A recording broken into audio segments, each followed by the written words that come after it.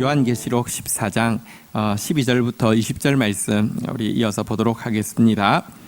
요한계시록 12장부터 14장은 성경 전체의 짧은 요약이라고 할 만큼 하나님 나라의 승리, 또 이 대적들의 박해가 결국은 하나님 나라의 승리에 조금도 방해가 될 수 없으며 더 큰 승리를 증폭시킨다는 것을 보여주고 있는 서사시인데요. 오늘 그 노래의 마지막 부분을 보게 됩니다. 12절, 13절 보도록 하겠습니다. 성도의 인내가 여기 있나니 그들은 하나님의 계명과 예수 그리스도에 대한 믿음을 지키는 자니라. 13절, 또 내가 들으니 하늘에서 음성이 나서 이르되 기록하라. 지금 이후로 주 안에서 죽은 자들은 복이 있도다 하시며 성령이 이르시되 그러하다. 그들의 수고를 그치고 쉬리니 이는 그들의 행한 일이 따름이라 하시더라. 자, 우리 앞의 내용에서는 이 음녀와 또 짐승을 따라가는 자들은 진노의 포도주 잔을 마시고 밤낮 쉼을 얻지 못할 것이다 라고 이야기했는데요. 이제 참된 성도들에 대해서는 무엇이라고 이야기하느냐? 이 음녀와 짐승을 따라가지 않고 도리어 그들로 말미암아 박해받는 참된 교회, 참된 성도들에 대해서는요, 무엇이라고 이야기하냐고 하면 하늘에서 음성이 나기를. 13절입니다.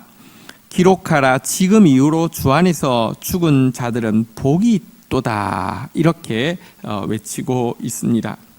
주 안에서 죽은 자들은 복이 있다는 것입니다. 여러분, 하나님은 이 악한 세력들의 이 박해와 환난을 당신의 자녀들의 성숙을 위하여서 사용하십니다.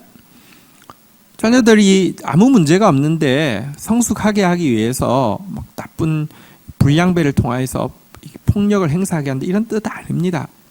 우리도 모두 죄인이고요. 우리가 사실은 받는 이 환난은 사실은 어떻게 생각하면 징벌이지 징계가 아닙니다. 우리가 행한 일에 비하면 덜 받기 때문에 이거는 마땅히 받을 벌입니다. 그런데 하나님은 당신을 의지하는 자기 백성들은요, 징벌이 아니라 징계로서 선용하셔서 그것을 통하여서 우리를 성숙시키고요. 그리고 우리는 이 하나님의 자녀로 만들어져가는 과정의 졸업학점을 다 채우고 나면 이 땅을 떠나게 됩니다. 그래서 성도 이제 이후로 주 안에서 죽은 자들은 복이 있다, 이렇게 이야기하면서요, 사실은 죽음은 축복이다라고 이야기하고 있습니다. 성경 시편 116편 15절에 보면 하나님은 성도의 죽는 것을 귀하게 보신다라고 이야기한 것과 같은 맥락이 됩니다. 특별히 환난 가운데 순교의 죽음을 죽는 그들도 안타깝고 슬픈 일이지만 실은 천상의 개념으로 보면 주 안에서 죽은 자들이기 때문에 복이 있다라고 외치고 있는 것입니다. 그리고 이 하늘의 음성에 대해서 성령께서 확실히 도장 찍듯이 보장해주고 있는 내용이 무엇입니까? 그러하다, 복이 있다는 것이죠. 그들의 수고를 거치고 쉬리니, 이제 더 이상 이 땅 가운데서 환난 가운데 있고 또 더 이상 이제 성숙을 위한 이 고통과 아픔들을 감내하는 시간들, 이 시간들이 이제 쉬게 된다, 졸업했다라고 이야기합니다.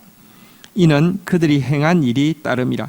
하나님께서 그들의 행위에 대해서 받으셨고 인정하셨고 상급으로 갚아줄 것이다 라고 이야기하고 있습니다.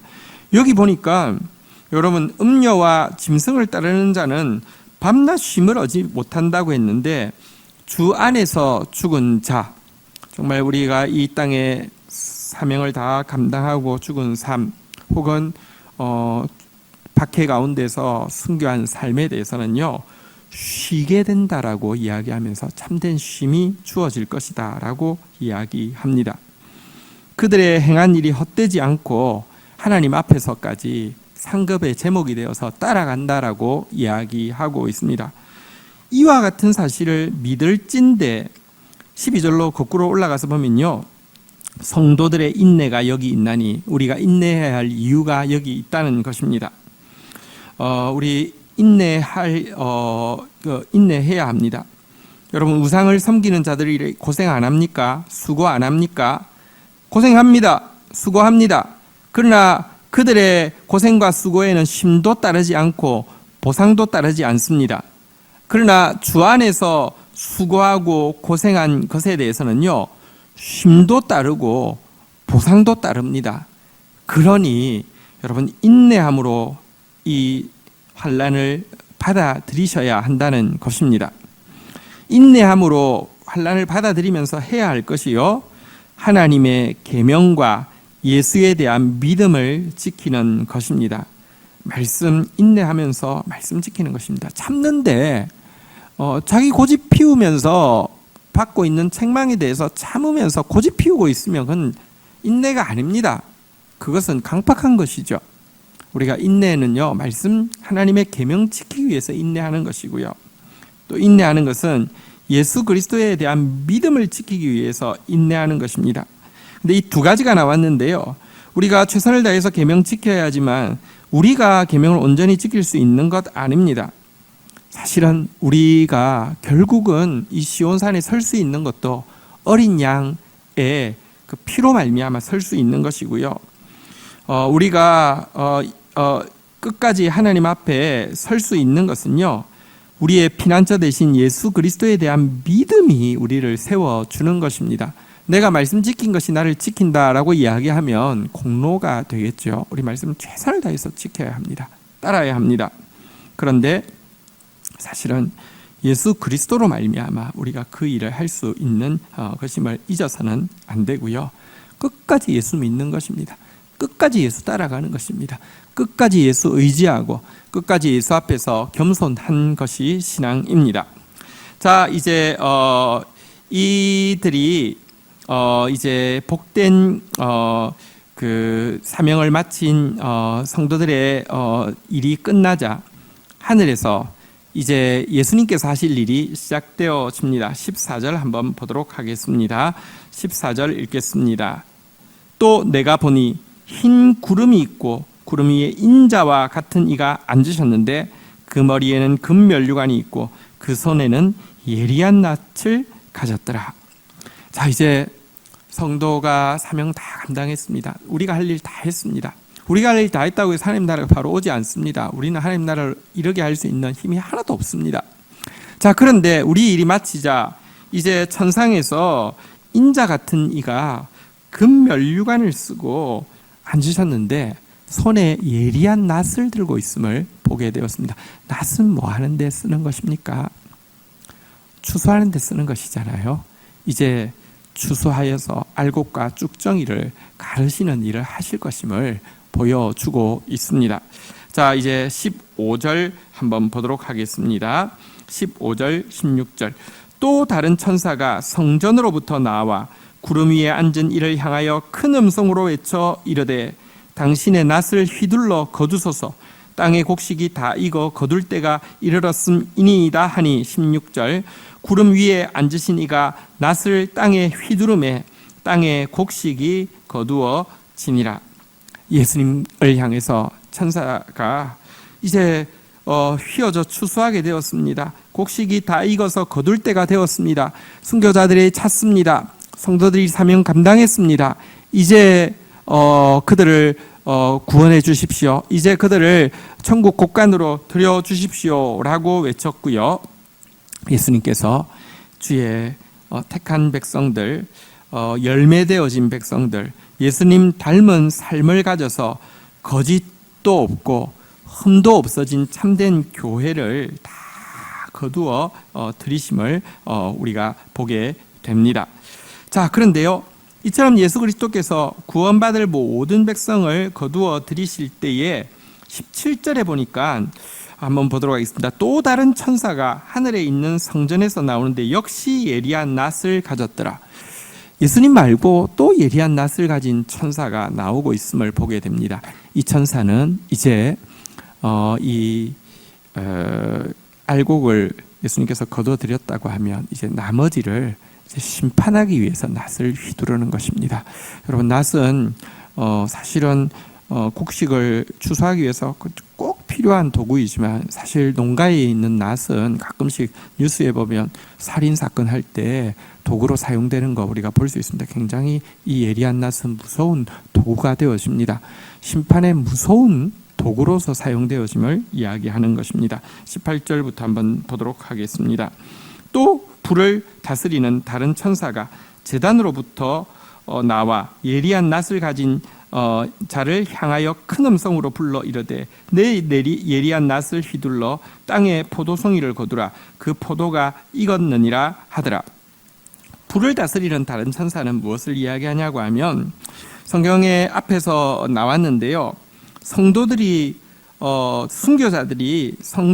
기도를 모아 하늘로 올라오면요, 제단에서 받으셔서 그것을 불로 바꾸어서 땅으로 쏟아 붓는다고 이야기했습니다. 우리가 드린 기도는 절대로 헛되지 않고요, 제단으로 들어가서 불이 되어서 땅으로 쏟아지게 될 것인데요, 바로 이것을 관장하는, 다시 말하면 성도들의 기도를 모으는 천사라고 할 수 있습니다. 성도들의 신원해달라고 순교자들의 기도한 그 기도를 들으신 주께서 이제 포도송이가 땅에 익었다고 이야기하면서 예리한 낫을 휘두르라고 이야기했습니다. 여기서 말하는 포도송이는 사실은 진노의 포도주 잔을 채울 포도주를 만들 포도송이, 다시 말하면 가득한 죄악을 상징합니다. 이 가득한 죄악을 가득 찼으니 이제 휘둘러서 터뜨려버리고 이게 터지게 하고 핏빛으로 물들게 하라는 말씀이 되겠습니다. 자, 이제 그 19절, 20절 마지막으로 보도록 하겠습니다. 천사가 낫을 땅에 휘둘러 땅에 포도를 거두어 하나님의 진노의 큰 포도주 틀에 던짐에, 20절입니다. 성 밖에서 그 틀이 밟히니 틀에서 피가 나서 말굴레까지 닿았고 1600 스타디온에 퍼졌더라. 자, 이제 드디어 이 천사가 내려가서 이 포도를 거두었습니다. 그리고 이 포도를 다 포도주를 만들기 위해서는 틀에서 밟아야 하는데요, 이 포도주 틀로 던졌습니다. 그리고 그곳에서 이 틀을 밟았습니다.